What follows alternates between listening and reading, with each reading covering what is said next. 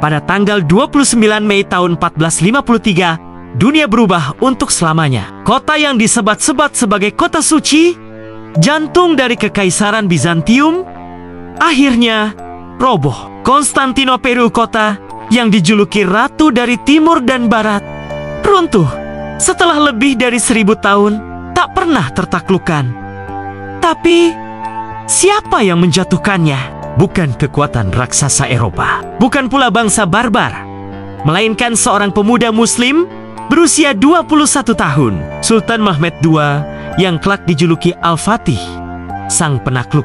Konstantinopel bukan kota sembarangan. Kota ini berdiri megah di antara dua benua Asia dan Eropa, dikelilingi lautan dan dilindungi tembok legendaris, tembok Theodosius, yang selama barobah debat mematahkan serangan demi serangan. Kaisar-kaisar Bizantium berkuasa dari balik dinding-dinding ini. Kota ini menjadi pusat perdagangan, ilmu, dan kekuasaan Kristen Ortodoks. Namun, di tengah kejayaan yang perlahan memudar, Konstantinopel dikepung oleh kemunduran. Jumlah penduduk menyusut, tentara melemah, dan negara-negara tetangga mulai tumbuh lebih kuat.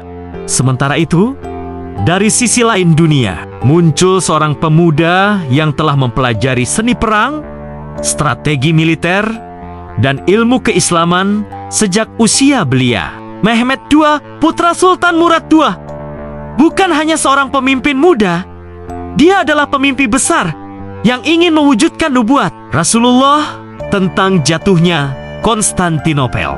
Setelah naik tahta, Mehmed II mulai mempersiapkan sesuatu yang tak pernah dibayangkan oleh bangsa Eropa saat itu. Ia tahu bahwa menaklukkan Konstantinopel bukan sekadar misi militer, tapi misi sejarah dan spiritual. Maka ia membangun kekuatan dengan cermat. Sebuah meriam raksasa dibangun oleh seorang insinyur asal Hungaria bernama Orban.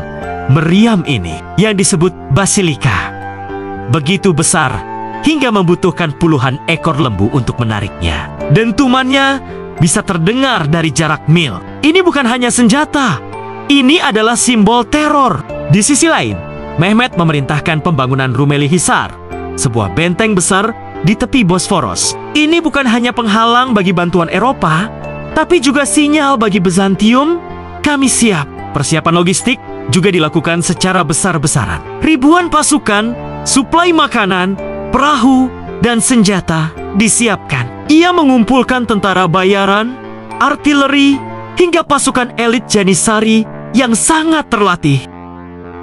Pada 6 April tahun 1453, pengepungan dimulai. Pasukan Utsmani mengepung kota dari darat dan laut. Tapi bukan itu yang membuat Bizantium gemetar. Mereka tak pernah membayangkan Mehmed akan menggunakan meriam raksasa yang mampu meluluh lantakan bagian demi bagian dari tembok Theodosius. Selama berminggu-minggu, meriam itu terus menggelegar. Tembok yang selama ini disebut tak tertembus mulai retak.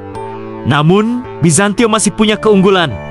Rantai raksasa yang membentang di tanduk emas melindungi kota dari serangan laut. Tidak ada kapal yang bisa masuk kecuali Sultan Mehmed melakukan sesuatu yang tak masuk akal. Mengangkat kapal-kapal perangnya ke atas bukit dan menggelindingkannya di atas kayu gelondongan melewati Bukit Galata menuju tanduk emas dalam satu malam. Warga kota dikejutkan oleh pemandangan mustahil.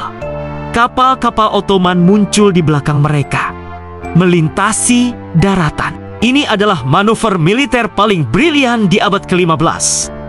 Dengan ini, pertahanan laut Bizantium runtuh. Setelah 53 hari pengepungan, Mehmed melancarkan serangan Besser-Biseren pada dini hari tanggal 29 Mei.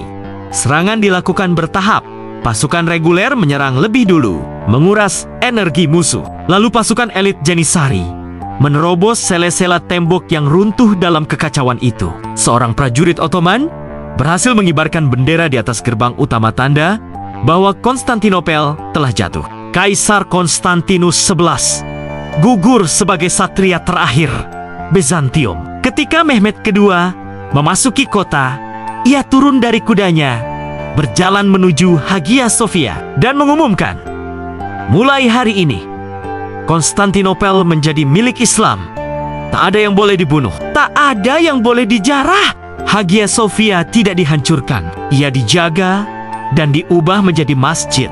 Konstantinopel kemudian berganti nama menjadi Istanbul dan menjadi pusat kekuasaan kekhalifahan Utsmaniyah. Mehmet tidak hanya dikenal sebagai penakluk, tapi juga pemimpin yang membangun kota itu kembali dengan sekolah, masjid, rumah sakit, dan pusat-pusat ilmu pengetahuan.